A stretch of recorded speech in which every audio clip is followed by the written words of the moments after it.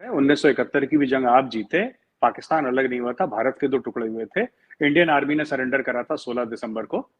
हमारे लोगों ने हथियार डाले थे। जनरल ए के नियाजी इंडिया का जनरल था। मैं हर चीज आपकी मान रहा हूँ, मैं मना थोड़ा ना कर रहा हूँ। जी, गलती हमारी है। पाकिस्तान के ऊपर इल्जाम लगाया जा रहा है कि पाकिस्तान ने ये किया। नहीं, इल्जाम नहीं, आप लोग एफएटीएफ में आरजू जी। इल्जाम हम क्या लगा रहे हैं, पूरी दुनिया लगा रही है इल्जाम। भाई आप लोग फाइनेंशियल एक्शन टास्क फोर्स में मनी लॉन्ड्रिंग और टेररिस्ट एक्टिविटीज को फंड करने के लिए पूरा मुल्क कितने साल से एफएटीएफ की ग्रे लिस्ट में है। इसमें गौरव आर्या ने कौन सी साजिश कर दी? नहीं, तो बात नए काम की नहीं है, पुराने काम इतनी जल्दी नहीं रुकते आरजू जी। आपने जो जिहाद 30-40 साल से चलाया है, इतने हजारों लोग मर गए हैं। जियाउल हक ने इस पूरी कौम को रेडिकलाइज कर दिया। 1979 से रेडिकलाइजेशन ऑफ पाकिस्तान शुरू हो गया, या उसके भी पहले। जब पाकिस्तान का रेडिकलाइजेशन शुरू हो गया, जब आप लोग ऑर्डिनेंस 20 लाए जिसमें आपने बोला कि जो अहमदिया हैं वो नॉन मुस्लिम है, राइट? जब आपने तंजीमें खड़ी करी अफगानिस्तान में जिहाद करने के लिए अंडर ऑपरेशन टोपैक, जब जो रेफ्यूजीज आए, जो अफगान रेफ्यूजी आए, उनके साथ ये तंजीमें मिली और उनको कश्मीर में डाला, तो आपको लड़ाई लड़ने के लिए आपको आरजूजी वो चाहिए था, आपको सिपाही चाहिए था लड़ाई। ये सिपाही यहीं से तो आए हैं। क्रैकर्स न्यूज़ में आपका स्वागत है दोस्तों। जैसा कि आपने देखा कि मेजर गौरव आर्या और आरजू काज़मी के बीच की डिबेट को आज हमारा लेटेस्ट वीडियो में लेके आए हैं। पाकिस्तान को रोस्ट करना हो तो मेजर गौरव आर्या से बेहतर कोई दूसरा नहीं है।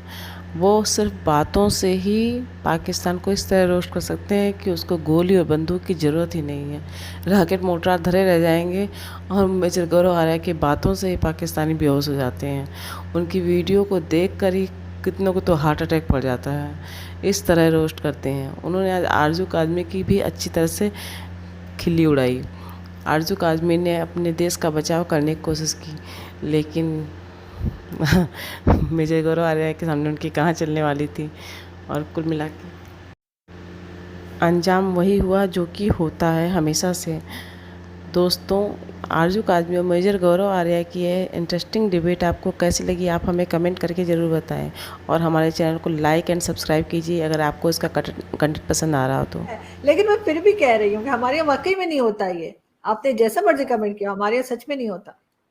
सही बात है, 1971 की भी जंग आप जीते। पाकिस्तान अलग नहीं हुआ था, भारत के दो टुकड़े हुए थे। इंडियन आर्मी ने सरेंडर करा था 16 दिसंबर को। हमारे लोगों ने हथियार डाले थे। जनरल ए के नियाजी इंडिया का जनरल था। मैं हर चीज आपकी मान रहा हूँ, मैं मना थोड़ा ना कर रहा हूँ। जी, गलती हमारी है। मगर हम सुसाइड हमारी फिर भी नहीं फौज, करते, हम हथियार डाल देते हैं, सुसाइड नहीं करते। आरजू जी ऐसा है ना, पाकिस्तानी फौज के अंदर क्या हो रहा है वो तो छोड़ दीजिए। आपको अभी तक ये नहीं पता कि सीपैक की क्या डील है। अगर मैं आपसे पूछ लूं, कोई भी बड़ा से बड़ा तीसमार खान, तुर्रम खान पाकिस्तानी अब ले आइए, वो बता दे सीपैक की क्या डील है। आपको लगता है, आपको लगता है। और मैं एक बात बताऊं, मुझे कहना नहीं चाहिए, कड़वी बात है, लेकिन जनरल ए के नियाजी, आप कहते हैं ना आपकी फौज में सुसाइड नहीं होता, जनरल ए के नियाजी को कर लेना चाहिए था।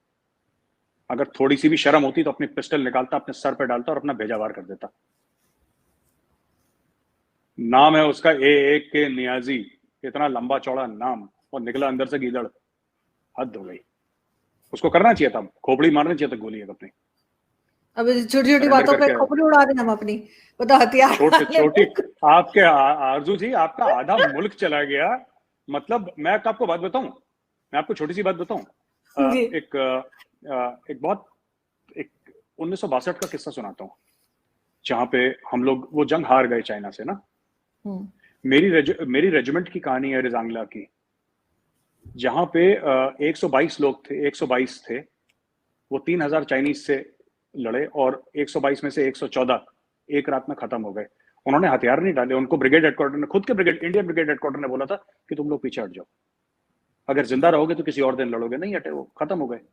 हाँ, वो हम जंग हार गए, लेकिन आज भी चाइनीज कहते हैं, आज भी चाइनीज कहते हैं तेरा Kumaon, bravest of the brave. तो बात ये नहीं होती, देखिए जीत और हार जंग में होती है, ये तो ऊपर वाले के हाथ में है, राइट? पर वो फौजी कैसा जो हथियार डाल दे, ये देखिए, हम ये कह सकते हैं कि इंडियन आर्मी लड़ाई हारी, लेकिन हम ये भी कहते हैं कि जो हमारे वीरों की लाशें हैं ना, वो भी गिन लो।